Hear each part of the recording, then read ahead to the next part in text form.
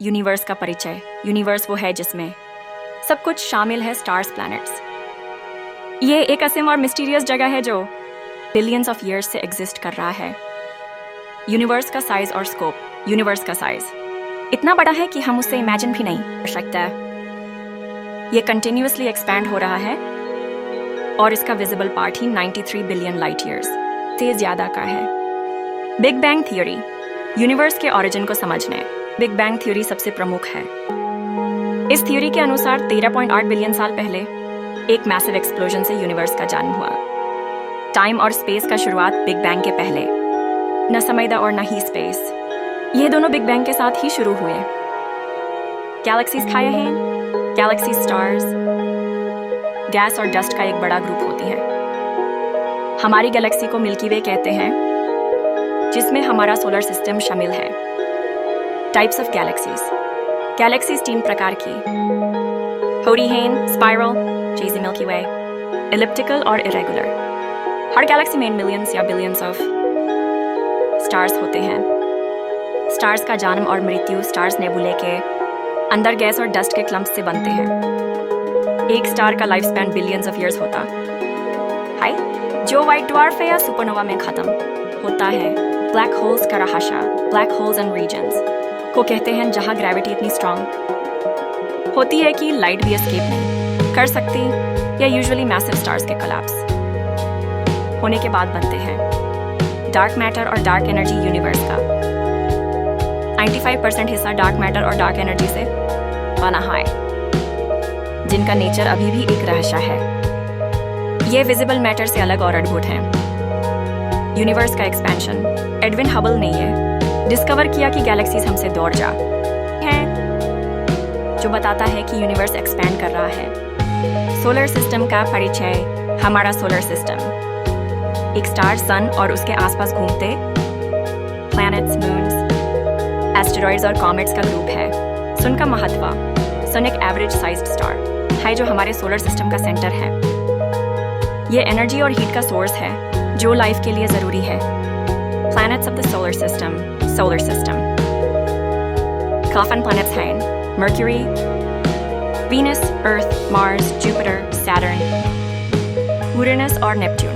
ये सब अपनी यूनिक कैरेक्टरिस्टिक्स रखते हैं। अर्थ की यूनिक पोजीशन। अर्थ एक हैबिटेबल प्लैनेट है जिसमें लाइफ एग्जिस्ट कर सकती है। इसका एटमॉस्फेयर लिक्विड वाटर और मॉडरेट टेम्परेचर इसे स्पेशल बनाते हैं। मून का महत्व। मून अर्थ का एक नेचुरल सैटेलाइट है जो टाइड्स और अर्थ्स रोटेशन को स्टेबल रखता है। मार्स एक पॉसिबल होम। मार्स को रेड प्लैनेट कहते हैं और इससे फ्यूचर कॉलोनाइजेशन के लिए स्टडी किया जा रहा है। इसके पोल्स पर फ्रोजन वाटर माइले हैं। जुपिटर का मैग्नीट्यूड। जुपिटर सोलर सिस्टम का सबसे बड़ा प्लैनेट है। इसके पास 79 मून्स और एक बड़ा स्टॉर्म ग्रेट रेड स्पॉट है। सैटर्न और इसके रिंग्स। सैटर्न अपनी खूबसूरत रिंग्स के लिए जाना जाता है जो आइसी पार्टिकल्स और रॉक से बनी है। यूरेनस और नेपट्यून। यूरेनस और नेपट्यून को आइस जायंट्स कहा जाता है, जिसमें मेथेन गैस के कारण एक ब्लू ग्रीन कलर होता है। एस्टेरॉइड बेल्ट और Kuiper belt. Asteroid belt Mars और जुपिटर के बीच होती है, जबकि काइपर बेल्ट आइसी बॉडीज और ड्वार्फ प्लैनेट्स का ग्रुप है, जैसे प्लूटो। नेबुले का रोल है। नेबुले वो रीजन्स हैं जहां स्टार्स और प्लैनेट्स बनते हैं। ये गैस और डस्ट से बने होते हैं। स्टार क्लस्टर्स और कॉन्स्टलेशंस। स्टार क्लस्टर्स एक ग्रुप में बनते हैं और कॉन्स्टलेशंस वो पैटर्न्स हैं जो एंशिएंट सिविलाइजेशंस के लिए नेविगेशन और मिथोलॉजी का हिस्सा है। एक्सोप्लैनेट्स का डिस्कवरी। एक्सोप्लैनेट्स वो प्लैनेट्स हैं जो हमारे सोलर सिस्टम के बाहर हैं। अब तक 5000 से ज़्यादा एक्सोप्लैनेट्स डिस्कवर किए गए हैं। Cosmic microwave background. CMB एक फेंट रेडिएशन है जो बिग बैंग के प्रूफ के रूप में पाया जाता है। ये यूनिवर्स के शुरुआत के सबसे पुराने सिग्नल हैं। Multiverse theory. क्या एक से ज़्यादा यूनिवर्स हो सकते हैं? मल्टीवर्स थ्योरी के अनुसार मल्टीपल यूनिवर्सेस का होना पॉसिबल है, लेकिन ये अभी एक हाइपोथेसिस है। वर्महोल्स का कॉन्सेप्ट। वर्महोल स्पेस टाइम के शॉर्टकट्स हो सकते हैं जो थियोरेटिकली एक प्लेस से दूसरी जगह फास्टर ट्रैवल का ऑप्शन देते हैं। टाइम ट्रैवल का पॉसिबिलिटी। आइंस्टाइन के थ्योरी ऑफ रिलेटिविटी के अनुसार टाइम ट्रैवल थियोरेटिकली, लेकिन अब तक ये एक साइंस फिक्शन आइडिया है। लाइफ बियॉन्ड अर्थ, हमारे यूनिवर्स में लाइफ के एग्जिस्टेंस की पॉसिबिलिटी को एक्सप्लोर करने के लिए सेटी जैसे प्रोजेक्ट्स काम करते हैं। स्पेस एक्सप्लोरेशन और नासा और स्पेसएक्स जैसे ऑर्गेनाइजेशंस ह्यूमन एक्सप्लोरेशन के लिए काम करते हैं। मून लैंडिंग्स और मार्स मिशंस इसका पार्ट हैं। जेम्स वेब टेलीस्कोप यूनिवर्स के शुरुआती गैलेक्सीज और प्लैनेट्स की स्टडी करने के लिए एक रेवोल्यूशन है। ब्लैक होल्स का स्वरूप, ब्लैक होल्स के इवेंट, हॉराइजन के अंदर का समझना अभी भी इम्पॉसिबल है। यह सिंगुलैरिटी एक ऐसी जगह है जहां फिजिक्स के सभी रूल्स फेल हो जाते हैं। व्हाइट होल्स का कॉन्सेप्ट। व्हाइट होल्स एक थियोरेटिकल ऑब्जेक्ट हैं जो ब्लैक होल्स के ऑपोजिट होते हैं। यहां से एनर्जी और मैटर आउटवर्ड फ्लो करते हैं, लेकिन यह अब तक सिर्फ एक थ्योरी है।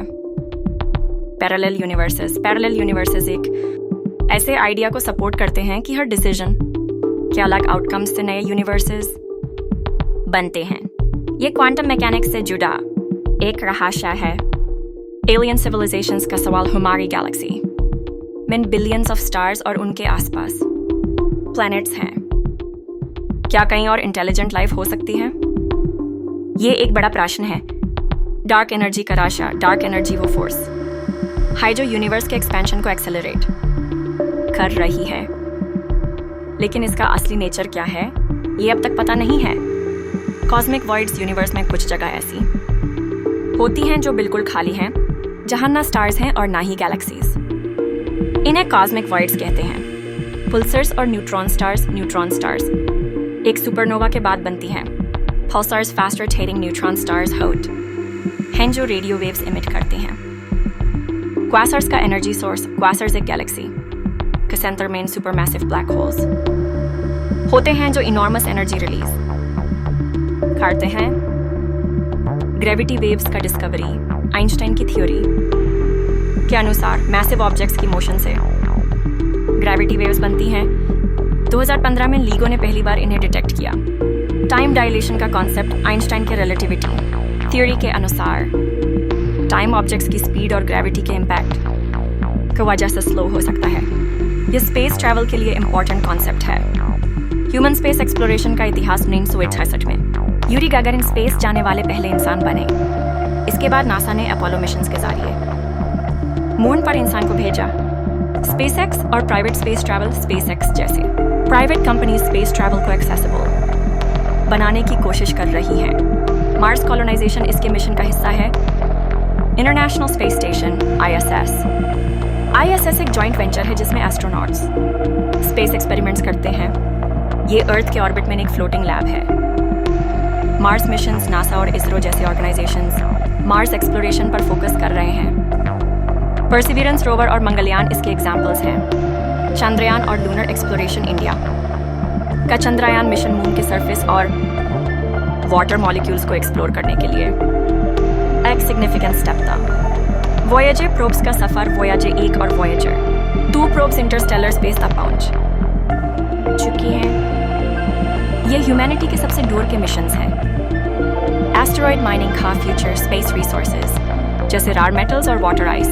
एस्टेरॉयड से मीने करने का कॉन्सेप्ट फ्यूचर का एक पोटेंशियल इंडस्ट्री है। स्पेस टूरिज्म का एरा। स्पेस टूरिज्म अब एक रियलिटी बन रहा है। ब्लू ऑरिजिन और वर्जिन गैलेक्टिक जैसे कंपनीज इस कॉन्सेप्ट पर काम कर रही हैं। स्पेस डिब्रीज का प्रॉब्लम। स्पेस जंक एक बड़ी समस्या है जो सैटेलाइट्स और मिशंस के लिए खतरा है। इसका मैनेजमेंट फ्यूचर स्पेस एक्सप्लोरेशन के लिए जरूरी है। क्लाइमेट चेंज का स्पेस कनेक्शन। सैटेलाइट्स अर्थ के क्लाइमेट को मॉनिटर करते हैं जो ग्लोबल वार्मिंग और नेचुरल डिजास्टर्स के समाधान में मददगार हैं। अडोर्न द नाइट स्काई। लाइफ का फंडामेंटल क्वेश्चंस। यूनिवर्स के एक्सप्लोरेशन से हमारा सबसे बड़ा प्रश्न हम कहाँ से आए हैं और कहाँ जा रहे हैं के जवाब मिलते हैं। The fragile earth. स्पेस से देखने पर अर्थ एक ब्लू डॉट लगता है, जो हमें यह याद दिलाता है कि यह इकलौता घर कितना प्रेशियस है। इंस्पिरेशन फ्रॉम द स्टार्स देखकर हम सपने देखते हैं और उन्हें अचीव करने के लिए इंस्पायर होते हैं। ये हमें पॉसिबिलिटीज की दुनिया के बारे में सोचने पर मजबूर करता है। Future of space exploration, humanity का फ्यूचर स्पेस एक्सप्लोरेशन और इंटरस्टेलर ट्रैवल से जुदा हो सकता है। ये हमें अपने बाउंड्रीज के पार ले जाएगा। एक इटर्नल मिस्ट्री, यूनिवर्स एक इटर्नल मिस्ट्री है। हर डिस्कवरी के साथ नए सवाल उठते हैं जो हमें एक्सप्लोर करते रहने के लिए मोटिवेट करते हैं। Thank you for watching please.